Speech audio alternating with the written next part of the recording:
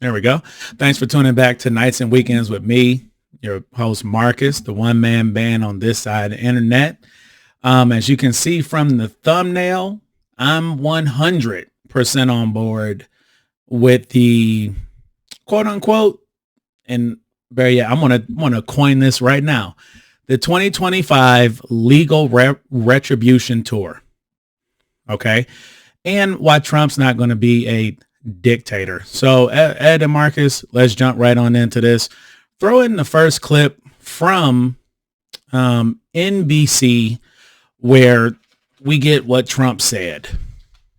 Do you in any way have any plans whatsoever, if reelected president, to abuse power, to break the law, to use the government to go after people? You mean like they're using right now?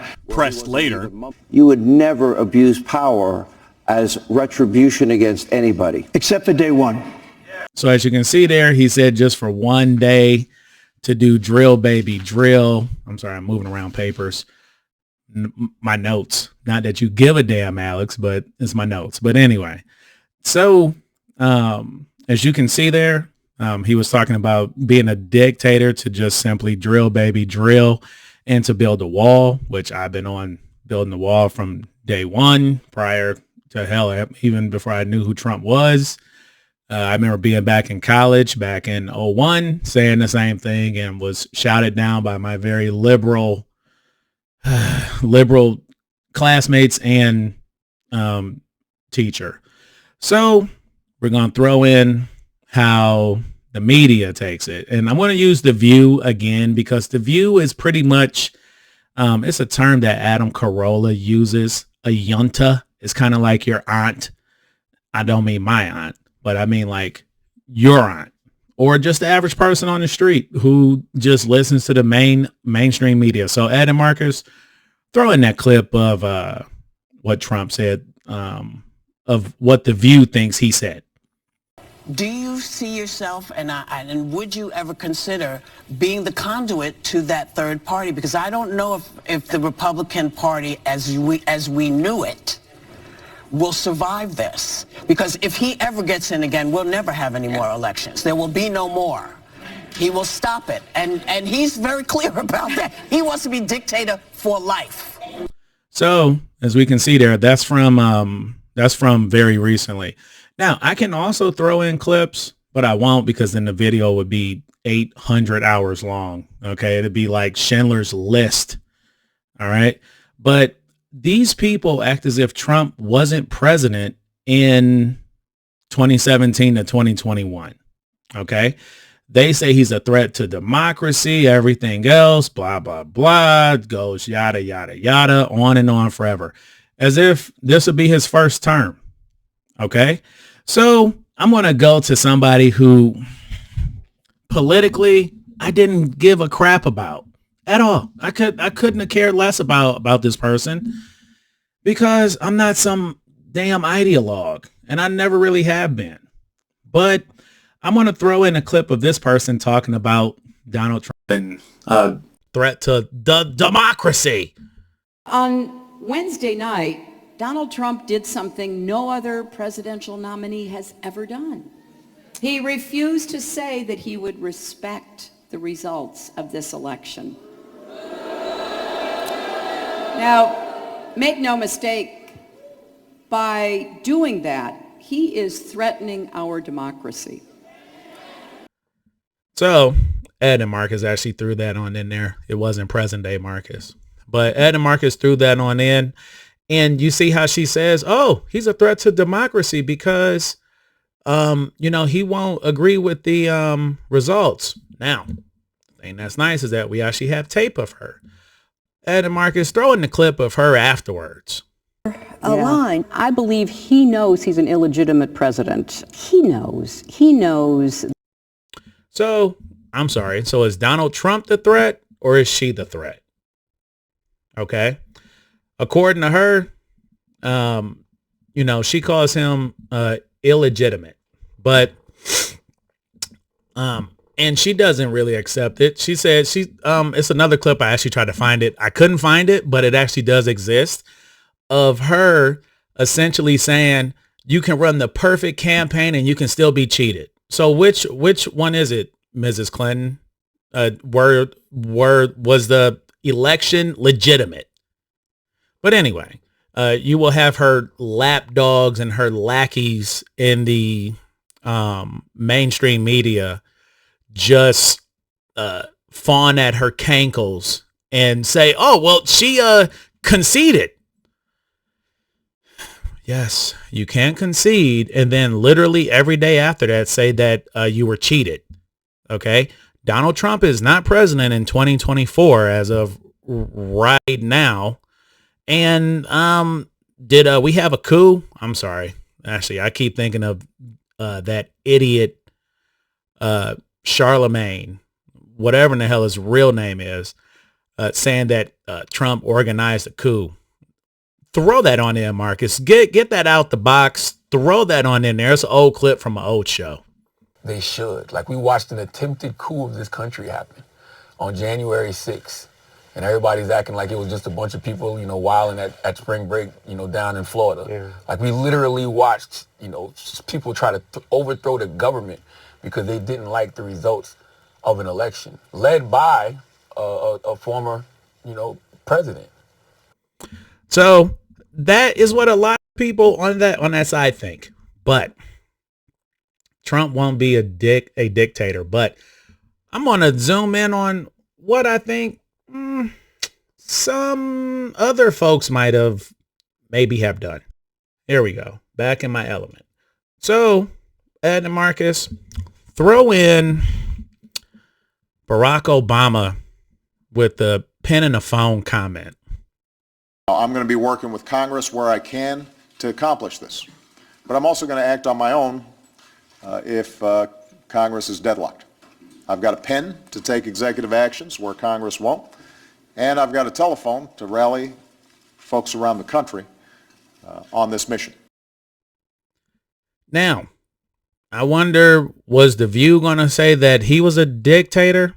Was Stephanopoulos on, he either works on NBC or ABC, prior Clinton campaign organizer guy or something like that, who wants to be your objective news journalism? Man, get the hell out of here. Okay. And again, people on, this is a side note, people on my side wouldn't have such a problem if the folks in the mainstream media just took the mask off, like on those memes of the guy behind the mask. If they just took the mask off and said, hey, we're clearly on the left. And then I'll be like, you know, at least I can somewhat understand where they're coming from. But you just saw him say, hey, I got a pen and a phone. So I wonder, did any of them have a problem with DACA? This is the deferred action for the illegal immigrants. Here we go. So we're just going to read Obama's own words from 2010. Responding in October 2010 to demands that he implemented immigration reforms unilaterally, Obama declared, I'm not a king. I can't do these things just by myself. In March 2011, he said that with respect to the notion that I can just suspend deportations through executive orders, that's just not the case. In May 2011, he acknowledged that he couldn't just bypass Congress and change the immigration law myself. That's not how democracy works. Yet in 2012, he did anyway. Or is anybody going to go in? Are you the people who I know in my personal life? Are you going to run this up the flagpole? No, you won't. Oh, that's right. Let us go to the Iran deal, which at the time I really thought was a problem because Congress has the ability to write treaties, not the president. So here we go. This is from CNN. Goodness gracious. Can the White House avoid Congress? Let's go right down here. Okay. I think that this is Kerry. This is Secretary of State John Kerry. Now, listen to this. This is why people hate lawyers, or this is why people hate government. It's from the legalese. So we've been clear from the beginning. We're not negotiating a legally binding plan. We're negotiating a plan that will have in it a capacity of enforcement, he said at a Senate hearing. What? If something isn't legally binding, but it can be enforced, how? Is it? Oh, that's right. It's a non-binding agreement. That's why when Trump came into office, he could simply undo it. Now, FYI, my opinion, executive orders, almost all of them are unconstitutional, period, because they end up acting like laws. Congress has the right to make laws, period. Okay? But again, this is the world to which I was born into. It didn't start to exist the second I was brought into the world. So, none of these people had a problem with Obama doing the Iran deal, DACA, drone killing a 16-year-old U.S. citizen over in Yemen without a trial. The man also had a kill list. I didn't hear any threats to democracy from the folks I hear it from now. But let me hop into why I think it should be legal retribution. Not physical stuff, but legal. So these are the things that we have going against Trump. That Trump has against him. I don't have these cases against me. So we have the federal election interference case, Georgia election interference case, the classified documents case, the hush money case, which was a joke, by the way. So he has just this, and God knows what else that they have planned for this man. So as we can see, we're going to just go here. I'm going to just use just the top. We got 1, 2, 3, 4 major cases against the ex-president. Now, what I would do if I were President Trump, on the inside, I would feel like this guy, and I would take it very seriously. Throw in that clip, Marcus. Didn't do this stuff. This is not me. I'm fighting for my life. Y'all killing me with this. I gave y'all 30 years of my family. Okay, that's exactly how I would take it. So if I were to be like, if I were to be Donald Trump and I were to get in office, since my political enemies have now turned into Beria from the early KGB, throw in that clip. That is what they have done. Ed and Marcus, throw in that clip, because this is the world in which we live in. But the idea of singling him out and trying to stretch existing laws to fit him reminds me of what Stalin was told by Lavrenti Beria. Beria, the head of the KGB, said, "Show me the man and I will find you the crime." And that's just not the American way. So he says that that's not the American way. It is that way now. And it wasn't my side that did it. It was the other side. So you show me the man, I'll find the crime. And the reason why it is I feel like that, there was a guy who wrote a book, 3 Felonies a Day, which is a bit of an overstatement. He said it's probably more like a half a felony or 1 felony a day that every citizen does that we do not know, that will have some type of imprisonment or some type of fine associated with it. So we're going to look here. This is from the Mercatus Center out of George Mason University. Now, I can tell you this. I think of myself as a pretty square dealing, honest guy for the most part. Here we go. Estimated number of federal crimes. In 2019, there's almost 6,000. I bet that if I were to ask you, normal citizen, how many federal crimes do you think there are? You'd probably maybe say maybe 100, not 5,200. So if I were Trump, I would get into office and I would treat them much like R. Kelly was talking about. I would treat this deadly seriously. So let me go to the top of my list as to the folks who I want legal retribution against. I have a whole bunch of slides here. Anthony Fauci. This man lied about gain of function research over at the Wuhan lab, changed the definition of it, and then when he was called out about it, he said that Senator Paul didn't know what he was talking about. When take an animal virus and you increase its transmissibility to humans, right. You're saying that's not gain of function? Yeah, that is correct. And Senator Paul, you do not know what you are talking about, quite frankly. And Senator Paul was dead correct as to what was going on. So this man first, Dr. Anthony Fauci, we can find some crimes he's done. Oh, Hillary Clinton, we can go after her too. I got no doubt that if you dig deep enough, you can find some crimes that she has committed. Now, I got some other folks here. This one, every single last one of these people. Do y'all remember in 2020 the Hunter Biden laptop that I was told by members of my own family?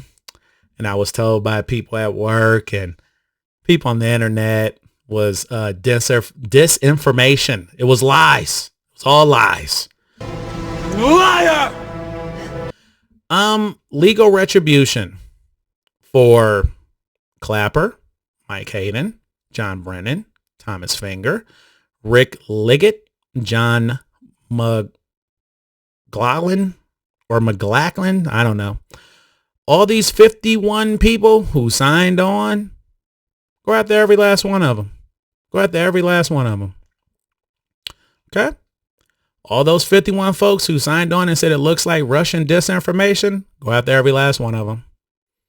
Legally. Because I know that they've broken some crimes. Again, show me the man, I will find you the crime. Here we go. We can go after this guy. This I really had an issue with. These were the people who were lying to President Trump about the troop levels in Syria when he said to get them out. So we have him. Let's go after James Comey because he should have prosecuted Hillary Clinton for that, for her literally destroying government property. Yep. He can be gone after too. Alvin Bragg. We can go after this man. This man also, he campaigned on going after Trump, which is crazy. Now, unfortunately, we're going to piss some people off here too. Sorry. We can go after him too. We can go after all this man. He should go after every single last one of his political enemies with the same vigor as them, because let me zoom in on myself here. I do not want for this to keep going on and on and on and on. That would be dumb. The thing that I just want for this madness to stop. And I am telling you what it is that I believe on this is that if the folks on the right don't go after these folks on the left with the same vigor, this will just happen again. And I am sorry. If this is how the Republic ends, with us essentially being too fat, lazy, and happy, us living beyond our means, us living in a world completely disconnected from reality.